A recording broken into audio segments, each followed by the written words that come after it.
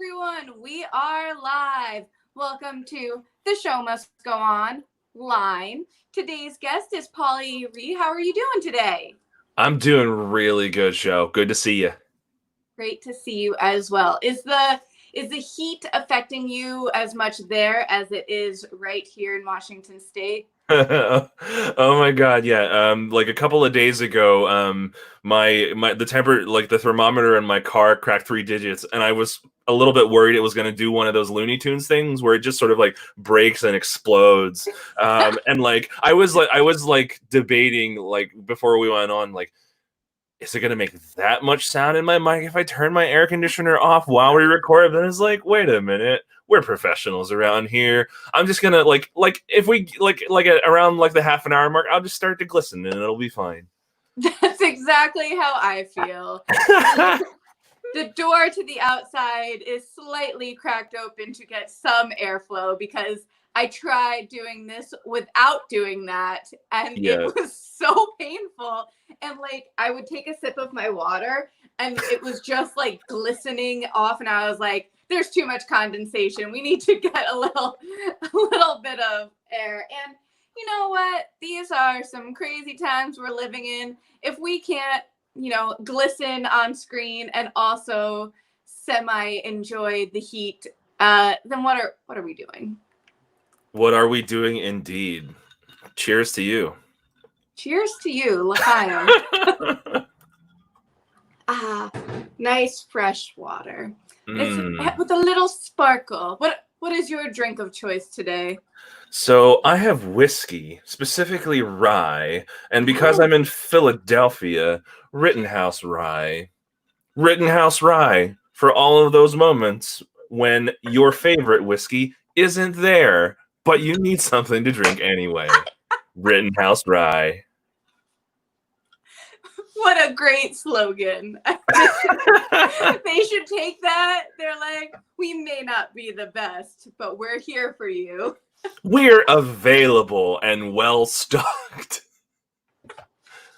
We're like a 6 or a 7 on flavor. We're like an 8 or a 9 on price. We'll get the job done. Excellent. This is exactly how these conversations are meant to go. I would be rocking a nice, I like the gin and green tea or iced tea, but as I mentioned, it's so hot here, and I've already been a little tired from all of the heat, and I thought, you know what, maybe I want to make sure my questions are top notch. I will save that fun stuff for afterwards. But when a guest wants to drink on the show, the more the merrier. Have some fun with it.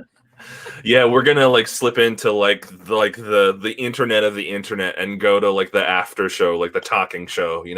We'll go grab Chris Hardwick because Lord knows that he doesn't have enough things to do, and he'll come over and be like, "Hey, you guys, that was great. That was great. That was great. Talk about that thing that you already talked about." And I'm like, we already talked about it, Chris. I love that. How much fun. So for everyone watching, and they're like, how do the two of you know each other? We're both graduates of the Freestyle of Supreme Academy. Preem. I love it. It's necessary, right? You can't say Freestyle of Supreme without adding that last part. Exactly. So what inspired you to join the Academy? Oh, that's a really good question. So I've been doing musical improv for a long time.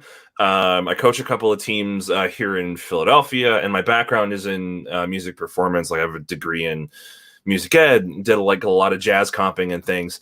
I got back to Philly after being away in Mexico and also and splitting my time between there and Connecticut over the past 3 years. And I started this team, and I met a couple of alumni who were like, wow, you play really well. You gotta check out Freestyle of Supreme Academy. So I did, and I happened to be in the last class group before, in the before times, before COVID. Right. So. Wow. It's so crazy to think of the before, during, and after, how so many of our experiences will be measured in that time. Yeah. I tell people, like, you can totally use the abbreviations like BC and like CE and like AD like for COVID, because there's like the before COVID era, the COVID era, and then because in our country, since our government has been woefully, perhaps comically unable to be able to like contain the virus and do things like simple, like sensible things like test, track, and trace. Like, you can say like AD, like instead of like Anno Domini, you can say like after dumbassery, and just so we're currently in like the COVID era, like month 5. So like that makes it like 0.45 CE. And like, I hope that sometime we do get to like 8, like COVID AD. That would be really nice. But there doesn't seem to be like any end in sight for the foreseeable future. My buddy off in Britain was like, yeah, we kind of have it under control right now. Like the prime minister getting like really, really sick was like this sort of like straw poll, and everybody started paying attention. And I'm like, great. Oh, I know. It's been so tough, because I was even just reading other people's comments on social media today that like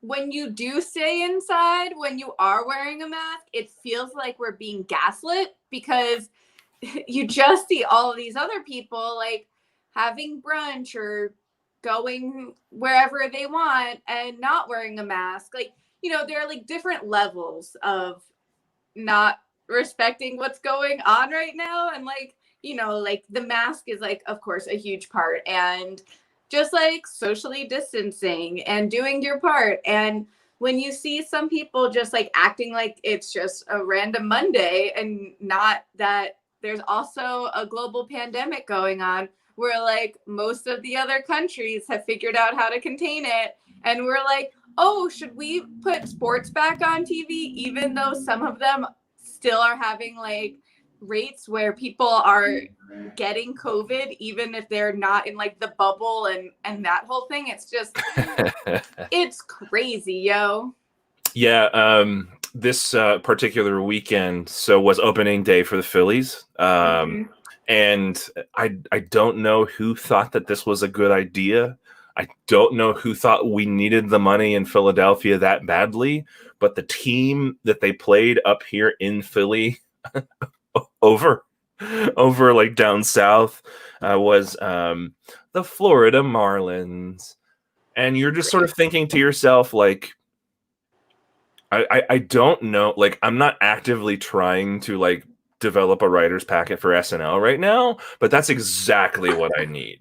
Because like, who the hell in their right mind invites a team from one of the hotbeds of COVID to come and play baseball, where all of what you're doing is a bunch of like really sweaty men just sort of squatting down like up real close to each other, swinging a bat, spitting, like just sweating as they toss this ball around that everybody touches. And then I'm sure, like, as soon as it hits the glove, nobody's like, "Oh, I'm just gonna grab like a Lysol wipe real quick." Could you imagine? Like, and then like the umpires make that person who like while they're disinfecting the ball, makes that person just sort of like freeze in place, like halfway between like home and first, and then they like toss it again, and then the person the first baseman like catches it and just sort of like sprays it down with like a little bit of Purell, and then it slips out of the glove, and you're just sort of like, yeah. And so of course what happened is 8 of the Florida Marlins tested positive for COVID. So they're now locked down in Philadelphia. They can't leave for 14 days. The Philadelphia Phillies cannot play any other games except against the Marlins. And I mean, like, now that you know that like 8 of your opponents are sick, like, why would you want to play any more games anyway? And I think the most grievous part about this, as my friend told me, was like, we can't play the Yankees. And I'm like, it could have been that one thing that like 8 people are sick with a disease that we don't know how it's going to affect them. But this age-old rivalry of about a 90-minute drive, admittedly it's an hour because of COVID, like just can't happen anymore. And I'm like, this is America. Yep. This is America. To quote poet laureate Childish Gambino, this is America. Oh, priorities. Yes, it is. It is so crazy. And it is so interesting how, like, even if you're not necessarily into sports or whatnot, you're keeping an eye on it because it's like one of those things that are opening back up, and they just don't seem to care that there are those 8 cases, and they're like, at least everyone didn't get it. And you're like, that's not how this works. And I like your comedy sketch though of, you know, you catch the ball, they freeze, you Purell, you get a Lysol wipe. It's like, you know, in like football, how they have that like the pouch and they get like the towel or whatnot. Yes. Instead of like the towel, you just have a Lysol wipe, just clean it off. And like the momentum, it's like the game freeze, and it's like, okay, he caught it, freeze, Lysol, go.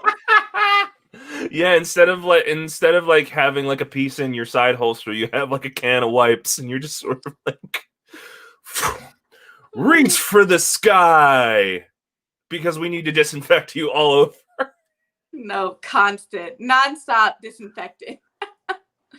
What is life? This is what it's all come down to. What it all comes down to. We will get into more of this musical fun improv such and such. So we spoke about how you got into Freestyle Academy, but what is like your origin story? How did you get into this world in the first place? Well, I got into the world the way that everybody does, through a couple of people having sex and then like exiting a uterus. Well, that's not true. Not everybody exits a uterus anymore. But like I was born in South Korea, and then I was adopted and grew up in the States here in like, I'm in central Pennsylvania, where I grew up. I'm in Philadelphia now, but like you can actually do like the hand thing, like with just like you can with like Michigan or Illinois. You can do the hand thing with Pennsylvania as well. And I'm in like the sort of like pinky ring finger knuckle is where I grew up.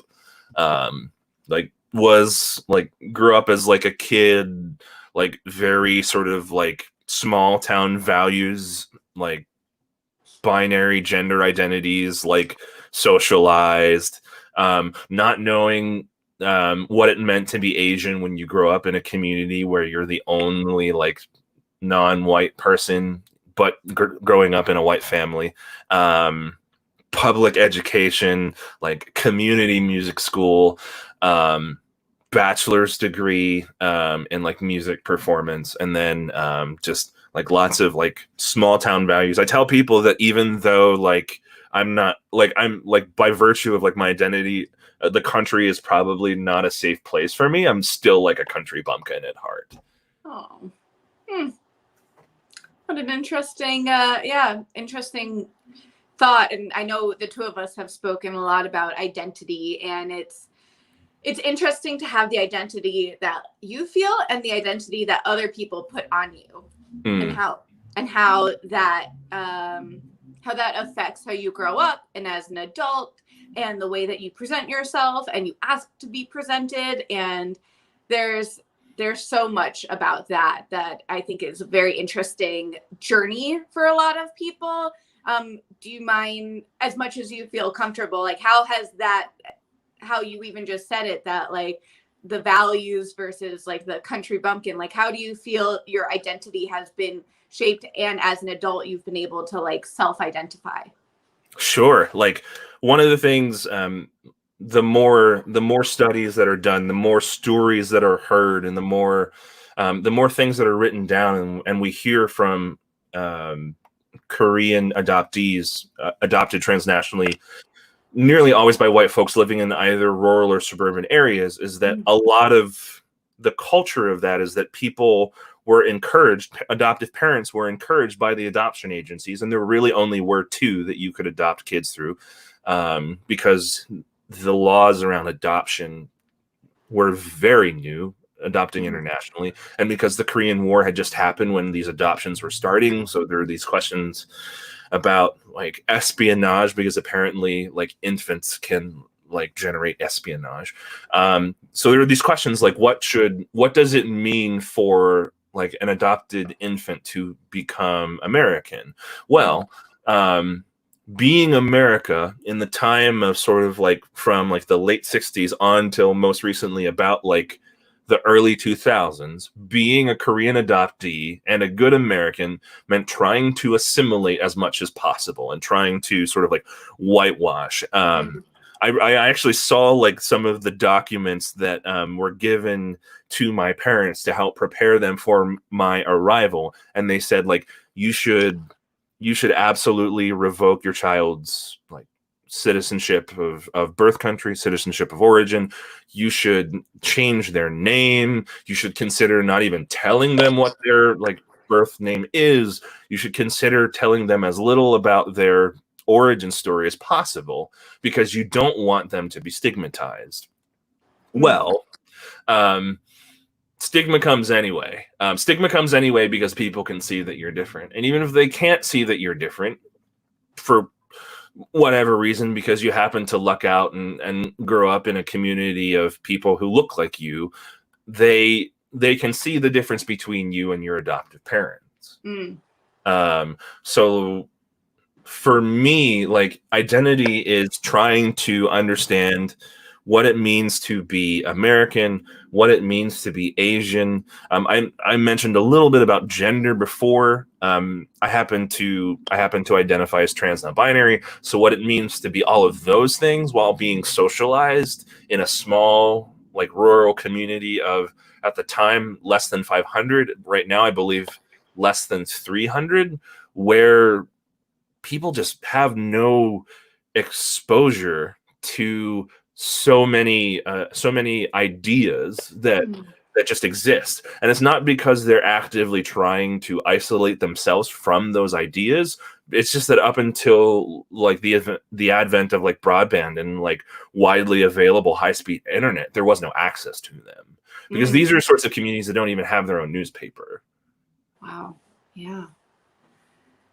So interesting. And that is an interesting like thought of population size, to be able to think like, do they have their own TV station? Do they have their own newspaper? Like, do they have something where their voice is being heard through their community? It's an interesting like idea as a concept for population size.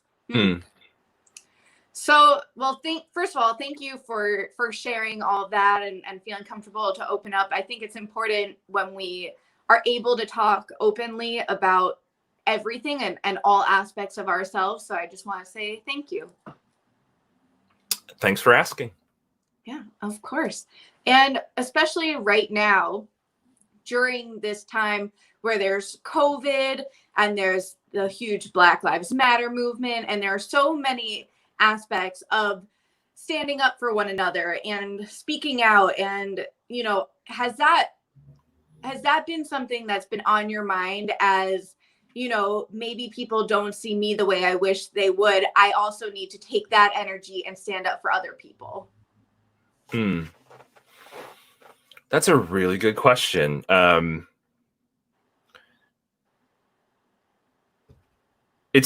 Wow, you've got me a little bit speechless. That's a really good question. I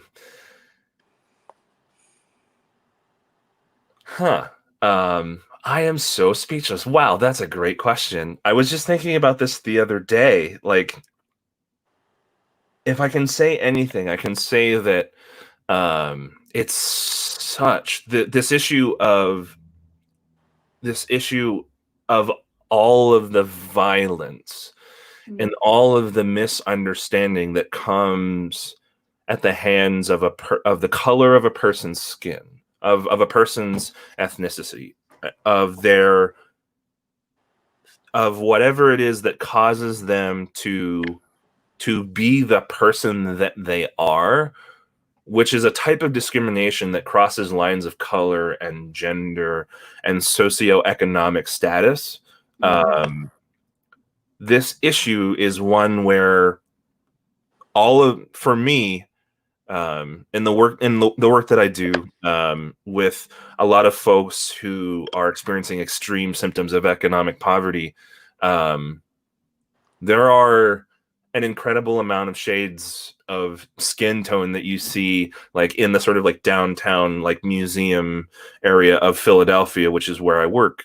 There are people who have been, I'm specifically, I'm talking about unhoused or a more common term is homeless folks. Like standing up for people, like it's tricky because one of the things that I think is really devious and really sinister about the way that justice works in our society, specifically in America, is and in a capitalist system of justice where the economy has a huge say in how justice works, is that in any capitalist society, the basis of creating the need for people to work is the concept that there's a limited number of resources available to everyone.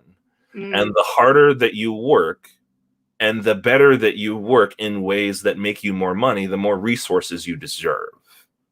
I think the same thing sort of filters into the question of like, well, who deserves equity? Who deserves justice? Who deserves a fair trial? Who deserves to be able to have like a warm or cold place to seek shelter and clean water and clean clothes and healthy food? Like, who deserves not to live in a food desert?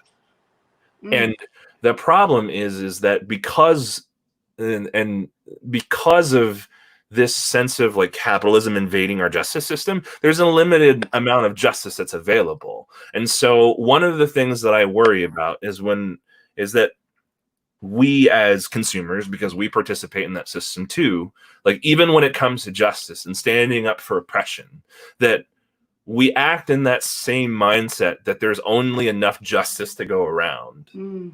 When in reality, there is enough justice for everyone. Like everyone deserves to be able to live their lives in quiet peace and hope for like a better end of their lives than where it began. And for if you want to like procreate and things like that, there should be more opportunity and a better life, whatever better means to you, for your children.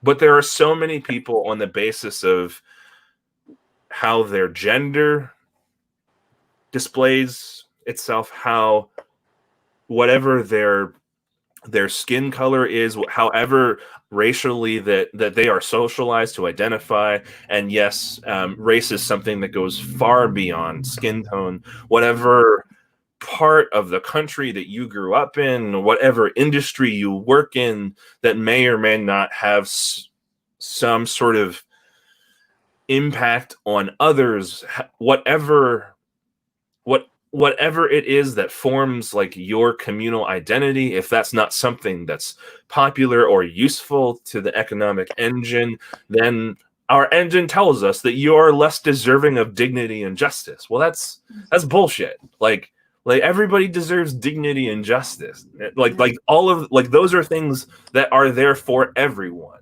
I think the hard thing is about helping people see that they deserve those things, that they are deserving, that their lives are deserving of dignity and justice, and then helping people find ways of actualizing that in a society that doesn't think that they should survive. I was working in a church this weekend. I preached a sermon this Sunday, and the topic that I was given to preach on was about silence.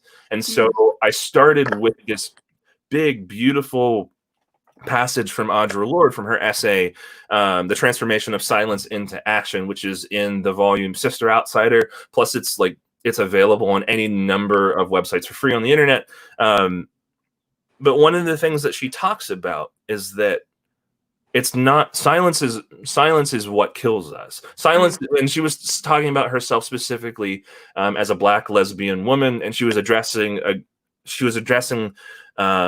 a a conference of mostly lesbian women, some of whom were not Black, but many of whom were. And she was saying that it's not difference that kills us. Like, our differences are not the problem. It's that when we are silenced, that's what kills us. That's what oppresses, in her case, women, Black women. And as we would come to learn later about more things as her career continued, about queer lives, about queer Black women. So I think just the work of, we were talking about art and hip hop and musical improv, the work of art in this age of electronic reproduction, is to point to the human soul and its desire for dignity and justice. Wow.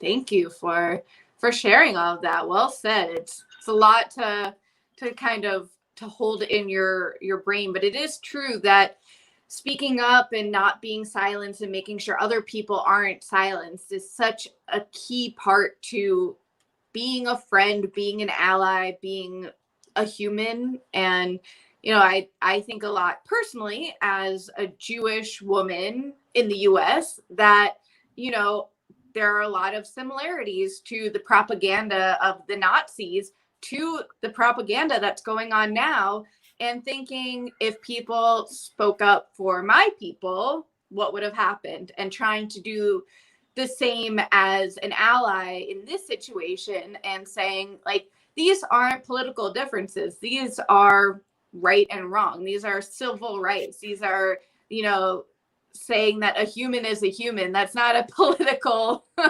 difference. Saying that Black Lives Matter is a fact. Saying Black trans lives matter is a fact. And that's a big thing that I've been wrestling with and trying to talk about and talk with my friends about, is that it's a lot of things of like, if you say like, well, what would I have done during this era? Well, we're experiencing a lot of that right now. So what you're doing now is probably what you would have done back then. And that's hard to hear and that's hard to talk about, but I think it's true. Yeah. A big breath.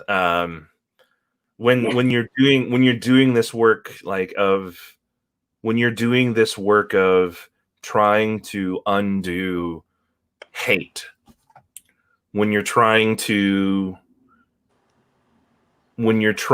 undo injustice, like, breathing and pace and poise is really important. So that breath, just sort of like,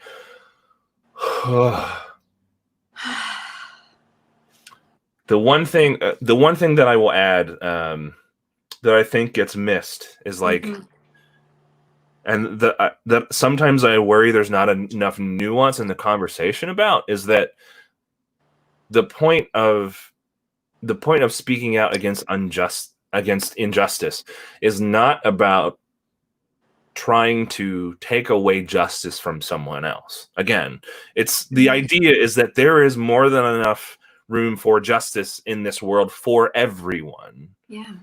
If we can see like all of the structures behind the way that our society works that doesn't want certain people to survive. And by certain people, I mean people of color, particularly Black folks at the moment, and women. Like, our society, like in America, is not designed for those people to survive with dignity and justice. Like, but so many folks don't see the issue of justice for people of color, for Black lives, as a thing that makes their lives better, because they've been told by their political leaders that it doesn't. They've been told that justice for Black lives, justice for women, justice for queer people is about taking away justice from cisgendered, heterosexual, perhaps you might even say homosexual white men. And that's just like defeating that myth, that that lie, that fake news, I think is one of the greatest, most nuanced conversations of all. That like, if we actually like work together instead of just sort of arguing against each other, like we might get somewhere. Like the work of reconciling people of this huge like cloud of genders and races and ethnic origins is about reconciling everyone. And like, if you demonize like one person group of people who live in that cloud, as opposed to the fact that the cloud is actually what's poisoning all of us, that helps nobody. Yeah. Like, that's like, I have this theory about what I call the Obama effect. Whereas, like, there are plenty of folks who voted for Obama because if you didn't vote for Obama, you were a racist, right? So, like, what are you going to do in that circumstance? Like, you don't actually, like, there are some people who didn't actually want to vote for Obama, but they did because they felt like they had to. Interesting. Right? Yeah. Like, and so, like, how do you care for those people who feel in a certain way, who don't understand how the system forces them to make those decisions? Like, as opposed to being able to joyfully vote for Obama because, like, at least in a person's mind, it's the right thing to do. Yeah. Whether because they agreed with the politics that Obama had, or whether they agreed with who Obama was and what electing a person of color to the highest office in U.S. politics is a right thing to do, which I believe it was the right thing to do. I do still, but like. Yeah. Who was going to, like, and Obama knew this. Like, we started to see that near the end of his second term. Like, who's going to go talk to the person who has been told by the NRA that Obama and Hillary are going to take away their guns? Who's going to go and tell that person that we're not that what we're concerned about is gun violence, and that and have the nuanced conversation that when there are more guns on the street, there is an incredibly higher possibility of gun violence, as opposed to the intention is not to say that you don't deserve to have guns. Like, you shouldn't have guns. Like, the point is not to say, like, to go biblical and mount everyone's swords into plowshares. That's not the point. Although depending on who you ask in terms of, like, constitutional law scholars, that the idea of individual people owning guns may or may not have been the intention of the Second Amendment. Like, that's not the point of debate here. The point of debate is, like, we're trying to reduce gun violence.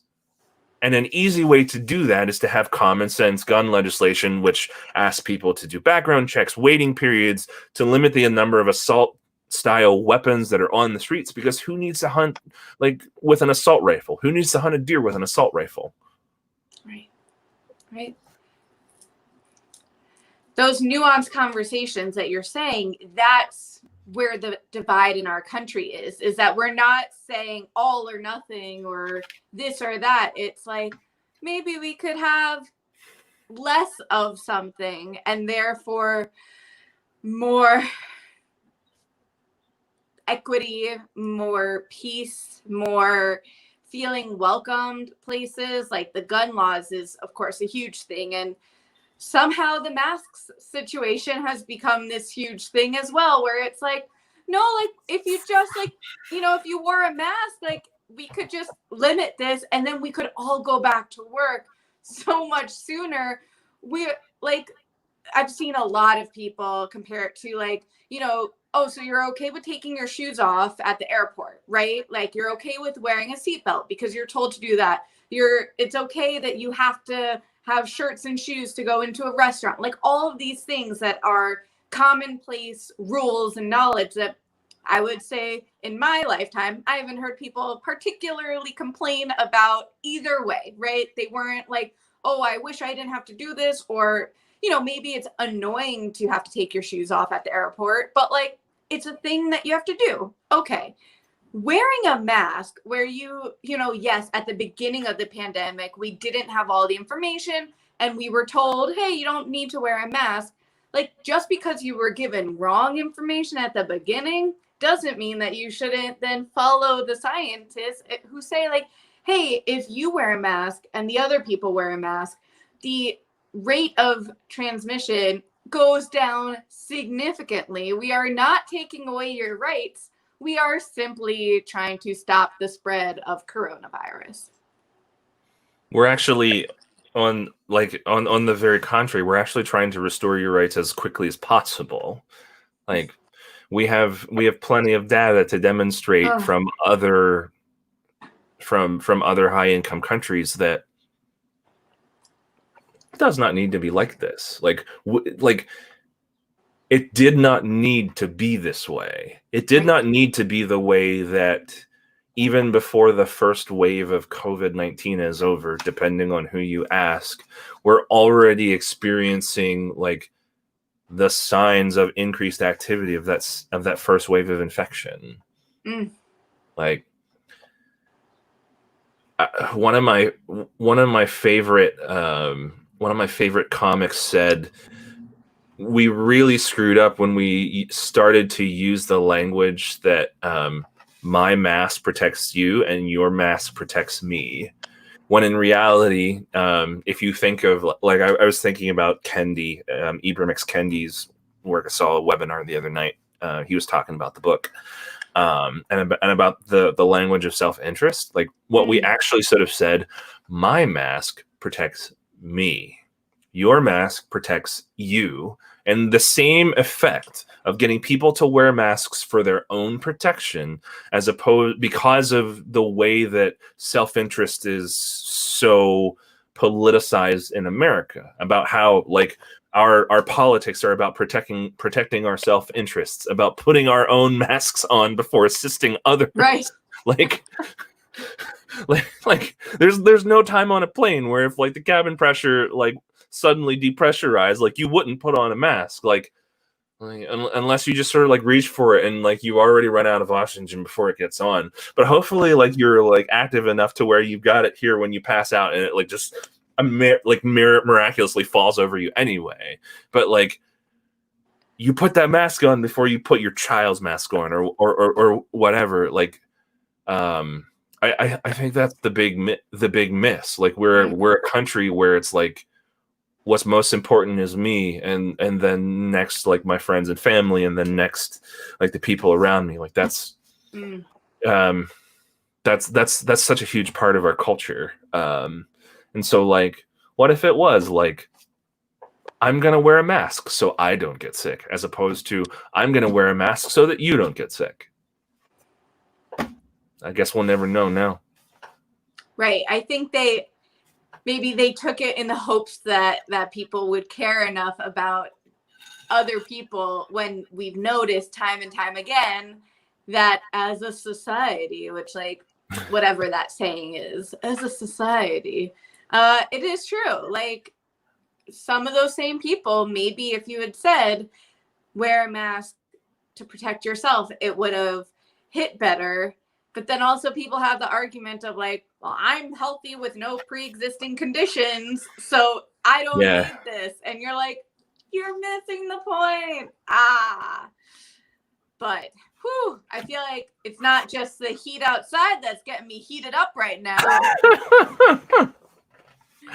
Yeah, we're no there are no holds barred in our conversation today, it seems. Yes, exactly. So I want to make sure we do talk about some of the fabulous projects you are working on, have worked on, in the future will work on.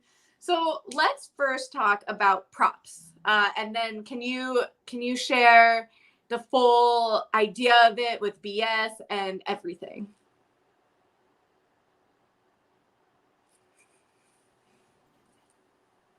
Yeah, absolutely.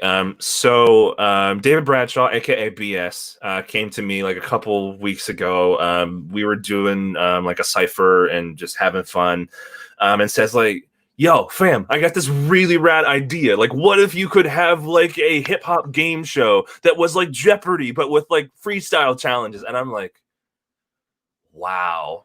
One, totally respect your energy. That's awesome.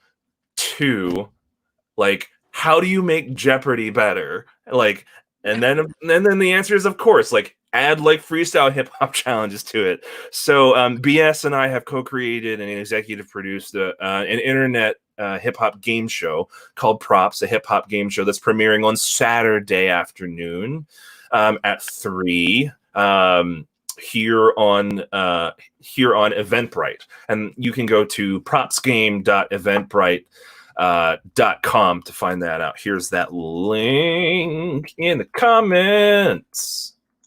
So propsgame.eventbrite.com, or you can search us on Facebook, Props, a hip hop game show, to buy your tickets.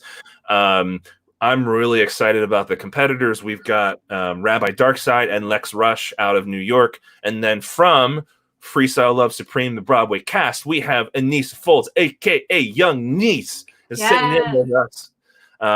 We've got live beats, live custom beats coming from Heirloom Beats, who's also out of New York. I'm really excited. We've got a musical guest. We've got Mandela Esquia is going to come and like grace us with some of his dope tracks. It's going to be a really fun time. I am so excited. I have it marked off on my calendar as if I still did it pen and paper, which like I used to do that and it's so much fun. And I have friends who are very big planner people, and I'm jealous that they have the ability to just mark everything off and like remember to look at it in the morning, because that's my big thing, right? Like I can write down everything, but it's the idea of actually looking. Whereas on my phone, it's like, in a half hour, you have this. And I'm like, thank you, phone. I appreciate you reminding me of this. Yes, that's going to be so much fun. And speaking of BS's energy, so BS was one of the leaders of Rap Recess this weekend. And just like the fun, the positivity, the you can do it. And like, you know, no mess up is an actual mess up. It's just part of the journey. Like I love that energy. And I feel like anytime you can be around someone with that type of energy, and then you come in with that like cool energy, like, hey, I'm Pauli, what's up? And those he's the Conan and I'm the Andy Richter. Yeah. It's such a great combination, and I'm very excited, and I will tweet out. Maybe I should get some more water. While you do that, one thing that I remember that I forgot to mention. So Props is also responding to the need for justice. And so we're donating $1 out of every ticket to Equal Justice Initiative. That's EJI.org. If you saw the recent movie Just Mercy about the life of Bryan Stevenson, that's his organization. They focus on making sure that people who are being wrongly incarcerated have fair representation to be able to help them make their case in order to remove that burden from themselves to get out of jail. They also represent folks who, on the basis of their identity, may not necessarily otherwise receive fair representation when they are in trial. So Equal Justice Initiative, EJI.org to learn more. Wow. Thank you for sharing that. I watched that movie right when it came out. Not right when it came out, but when it was republished, like spoken about a month ago or so. Just watching like Just Mercy and When They See Us and 13th, it's like there's so much I didn't realize I didn't know, which I understand is a privilege. And now I'm checking that, and I'm trying to educate myself as much as possible, because it is crazy how this justice system is treating people. And I appreciate that y'all are taking this fun improvised hip hop freestyle game and also using it to give back. Yeah, it's important. Like that, like as I said, like the arts should be illuminating like the way to like justice and human dignity of all of us, and this is one small way of us doing that. Amazing. So I also want to talk about this other group that you're doing, and I have it here. but listen, Lurkers, an improvised musical E-Show on Facebook. Yeah, so the group is called Listen Lurkers, an improvised musical E-Show. In Philly, we had an old like Broadway improvised musical group, kind of like Baby Wants Candy in New York. They were called Thank You Places, which is for those of you who are not familiar with like performance lingo, that's what you say to the stage manager when you're getting ready to go on. Well, we thought like what. For the name, like what is something that you say to people like in order to get their attention on the internet? And so you say like, listen, Lurkers, like we know you're out there and listening and like watching us and like ogling us. So what we did, also partially responsible by like my time in like doing like technical direction for Freestyle Love Supreme Academy, we figured out how to do improvised musical performance on Zoom. And so we said like, well, what does it look like what is possible through Zoom? Like if a couple of us like invest like a little bit of time to figure out the technology to like creatively problem solve, can we create some sort of like improvised musical experience? Because all of us are like dying to perform again and none of us are getting paid. Not that improv makes you good money anyway, but like we have to do something. We have to find a way to be creative. And so you can go to tinyurl.com/listen lurkers pilot. And you can see the unedited pilot that we released back in June. And we have new shows coming in September.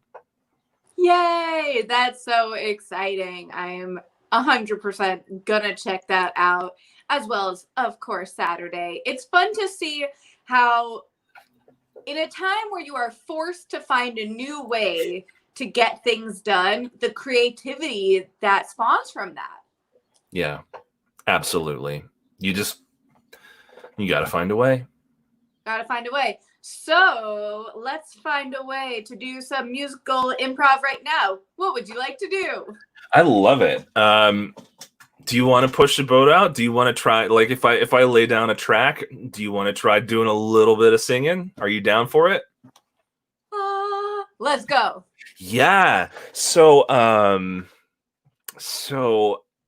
chat, if you are out there and you are paying attention, we need a suggestion of something that you'd like to hear a song about. Maybe your favorite thing that you're doing in like quarantine to keep yourself busy. Maybe something that you miss doing.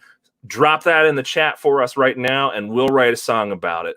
As you keep working, I'm just going to start sort of like laying down some tracks here, see what we find. We're going to keep looking. I see my friend Andy is here, and Andy is doing a lot of baking, and I don't know if that's something you're gonna put, but in my head, I'm starting to think, Andy baking. I love it. Let's write a song for Andy who bakes.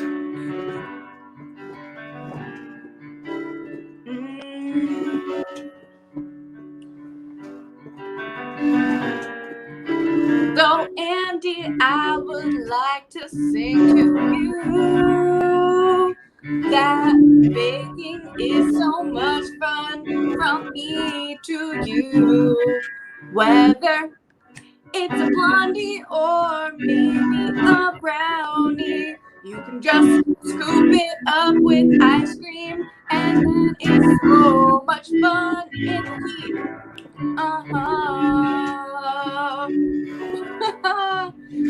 Baking and writing is for Andy.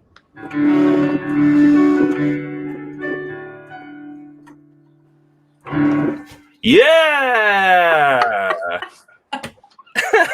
I hope you enjoyed my not warmed up voice and my slow jams. Yeah.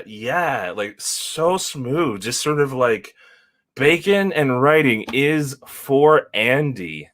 Dope. I dig it. So Do you love, I see you have your fancy setup with the microphone and the piano. Like, what's your favorite part of doing this musical improv? Oof. I love bringing people together. Like I'm like in a lot of the groups like where I work, like I'm kind of like one of the impresarios. Like, I'm like, let's get things done. Let's figure out like how Zoom works. Let's get everybody together. Yeah. Let's improv. Like, because I've been in nearly all of the roles. Like I've been like a coach, a director. I've been like an improviser, like a featured vocalist performer. I've been an accompanist. I've been like the technical director trying to like help people like light the show, make people look good, like do the audio engineering. Like what I enjoy most is like getting everybody to get their shit together so that we can have like an awesome show. And it just so happens with Listen Lurkers, what's really needed is like a group manager to be like, y'all, like fill out the doodle, let's rehearse. And a technical director. Here's how Zoom works. Like, here's how to make your audio not sound like crap. And an accompanist. True. So that's what's there with Freestyle Love Supreme and like some of the stuff that I've done with the Academy. It's a lot of that tech stuff too. I mean, because it's like when you have like folks like Anthony Veniziali and like Caleb Melati and like Chris Sullivan, aka Shockwave, and like Young Niece, like the talent is there. And if like heaven forbid like any of like our like famous friends like drop in, it's like great, like awesome, but like getting any of these people to like figure out like, oh, this is like how we do all of this on Zoom after they have like years, some of them like decades of like performance time together is like, yeah, it's like hurting like really dope cats, but it's still like hurting cats. Hurting really dope cats. I like that. It is true though. It's a different tool. It's a different like thing from your toolbox to be like, can I do this? Yes. Can I do that? Oh, I have to pick a different one from this other toolbox. All right, let's do that. And it's nice to have that person like you who's willing to be adaptive and be like, all right, what is my new role here? What is the new way I can contribute? And that is a great way to also like get known and to get your voice heard. Yeah, I mean, like it's weird to think that like in a couple of days, like I'm like debuting like a TV show, like an internet TV show that I co-created and executive produced. That's not lost on me yet. Like that's kind of like blowing my mind a little. It's like, BET, please notice us. It is so exciting, and it's so much fun to like see your friends thrive and like to have this idea that we were talking about, and then it's like, oh, it's like this Saturday, you know, like that's also, I feel like there's like the promoting time where you're like, oh, I'm doing this in this time. And even like for our conversation, sometimes it's like I'll promote it beforehand and I'll like post the link afterwards as well, because some people, you know, it's a Monday at 5:00. Like some people are at work. I understand that. And sometimes like you have to do things in different like stages. Is that going to be, actually, I think this is a question I heard before. Is that going to be recorded for a later viewing, or do you have to be there in the moment to see it at all?